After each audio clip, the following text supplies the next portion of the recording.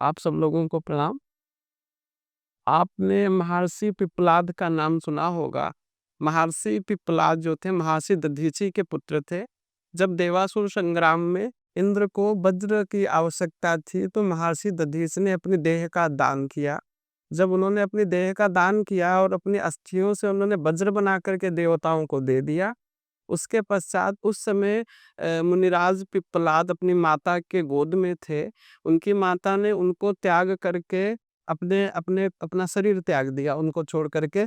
तो कहते हैं कि पिप्पलाद मुनि को उन्होंने पीपल की कोटर में, जो पेड़ में कोटर होती उसमें उन्होंने उनको रख दिया और स्वयं जो है अपना परलोक गमन कर गई। उस वहां पे नारद जी उपस्थित हुए। उन्होंने महर्षि पिप्पलाद को वहां से निकाला और अपनी योग माया से उन्हें बड़ा कर दिया।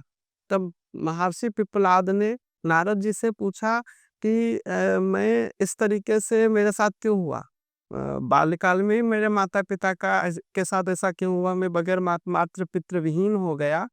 तो नारद जी ने कहा कि तुम्हारी कुंडली में शनि की महादशा चल रही, जब आपका जन्म हुआ तो शनि की महादशा में हुआ और शनि की दृष्टि आपके मातृ पितृ भावों में है जन्म कुंडली के अंदर। इस वजह से आपके साथ ऐसा हुआ, बाल्यकाल में आप मातृहीन और पितृहीन हो गए।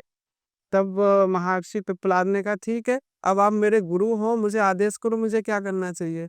अब भगवान नारद जी ने महर्षि पिप्पलाद को दीक्षा दी। महर्षि पिप्पलाद ने ब्रह्मा जी की तपस्या करी। ब्रह्मा जी की तपस्या करी। जब ब्रह्मा जी ने उनसे वरदान लेने को कहा तो उन्होंने कहा मैं जिस देवता की कामना करूं वो देवता मेरे सामने प्रस्तुत हो जाए। तो उन्होंने कहा तथास्तु।